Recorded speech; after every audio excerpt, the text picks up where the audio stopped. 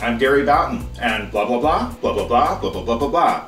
This month, it's part 2 of the casino poster assignment that you started last month. We're going to finish it up with learning how to create a custom brush to adorn the poster, going out and getting some text and formatting it, and arranging some elements that I've prepared for you to make the poster look totally compelling. And you will have fun, because if you don't have fun, I'm going to do card tricks again! To begin this month, go to XaraXone.com/tutorials.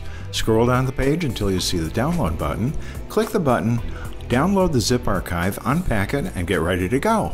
Last month, I asked you to create a off-white circle and put it inside the roulette wheel.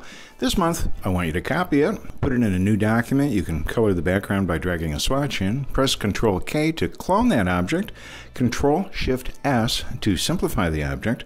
Then what I want you to do is to take the Shape tool and create an oval out of that front shape. The back shape should be black. The front shape should be about 10% black with no outline, so use no outline there. I want you to now take the blend tool and drag from the back to the front object.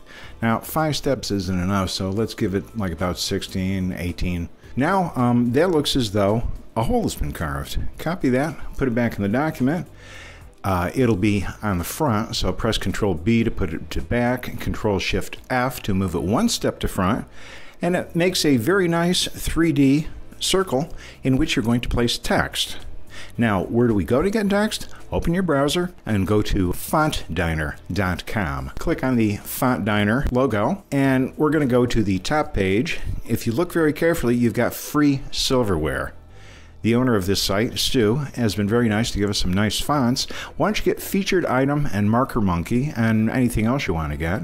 Download them and install the fonts, and then we're ready to start typing. Now, by the way, Stu would appreciate it if you bought some of his silverware, so the next time you need text, you can see dancing, live music, prizes. Very nice, a little retro, very attention-getting. Now, the leading, the line spacing isn't what we'd like to do. So why don't you highlight those words and then tighten up the line spacing, then probably make live music red. Now you see I've got this centered, and it's a different font, and I'm also putting it asymmetrically to the left, so you have an area there. This month I've given you a file to download that contains suits.zar, and in it you have vector drawing that I did, flat shapes that you can fool with, and extruded shapes. Now, none of these really qualify for a brush that I want you to create because the vectors, unfortunately, I used feathering, and feathering doesn't translate. It looks ugly.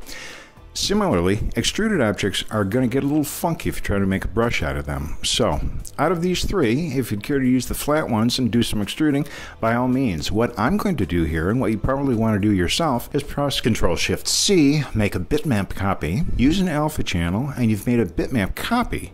And those are perfectly legitimate shapes to use in a brush. Now I'm skipping ahead, and I've got all 4 suits, and I've got them lined up left to right, and you're going to stroke left to right. Pick the Freehand and Brush tool with this suit selected, and then click Create Brush. Make a stroke, and then from the custom brushes, choose your brush. And son of a gun, that thing is tiling incorrectly. So click the Edit Brush, and from the Fill Properties tab, uncheck Tile Fills, and all of a sudden you've got the correct brush stroke there. Now what I want you to do in the offset is to tighten it up so it looks like that. So once you've done the editing, save it under the same name, and what I want you to do is copy it and paste it to the casino document. Now that it's in the document, it is saved to the document. So we're going to make a new brush stroke, and we always go by use last properties. So very carefully, I've underscored the text in the poster. That looks pretty good. Now moving on, last month when you created the casino night, I asked you to make the dots of the eyes separate pieces so you could delete them. And what I've given you this month is an opportunity to replace those strokes with a couple dice. I thought about this for about a month. And I think a little color adjustment and scaling like this is going to make this poster look outstanding. Now that I've dotted my I, what I want you to do is to go get the photo tool and make that die a little brighter so it's a little more copacetic with the word casino. What I want you to do is to give it a default drop shadow and then copy, Control-C, the drop shadow from casino and Control-Shift-A to paste attributes into the die. So all the shadows look the same. Now I want you to select the bottom die, the second one. You can give it a drop shadow first. I can tell you right now it's not the right shade of pink, but what we do is we copy and paste it. Let's dot the eyes now. And by the way, if you didn't separate the eyes from the word casino night last month, you can ignore this part of the tutorial. Let's make this brighter. Okay, and you might want to add a little more contrast. And you might want to add a little more saturation. But as I've got it right now, the casino night looks like a pretty interesting night now. What I'm going to ask you to do with the rest of the elements in the gamblinggoodies.zar file is to compose the page so that the viewer is directed to the directions and the headline. So first, why don't we take a white chip, copy and paste it into the document. And I think if we want to point out to the viewer that this is casino night, press Control-B, then Control-Shift-F to put it forward one step. And white, or near white, whoops. What I did was I moved the bitmap itself and not the drop shadow because I'm human. And so we've got casino night highlighted a little bit now.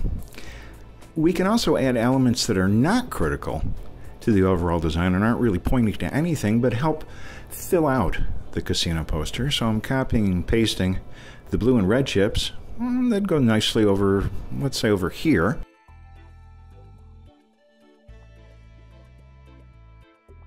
Press Control-B, Control-Shift-F to move it up one step, and then you can also add drop shadows. Now, bear in mind when you're adding drop shadows that all the drop shadows should go in the same direction.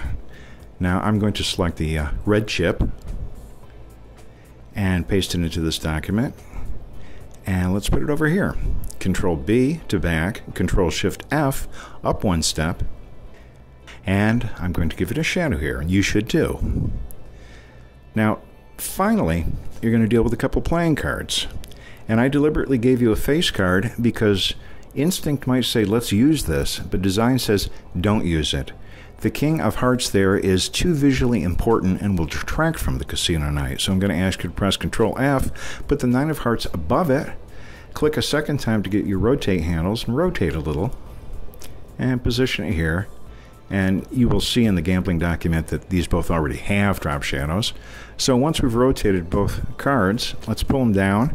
And because they are white, let's use the corner to point to the text. See? Now don't worry about the outside parts of this poster. Control-B, Control-Shift-F. And now that we have all the elements where we want them, press Control-A and then Q to apply a clip view. And I think you have yourself one handsome casino night poster. Your last step is you might want to press Control-P to print the thing.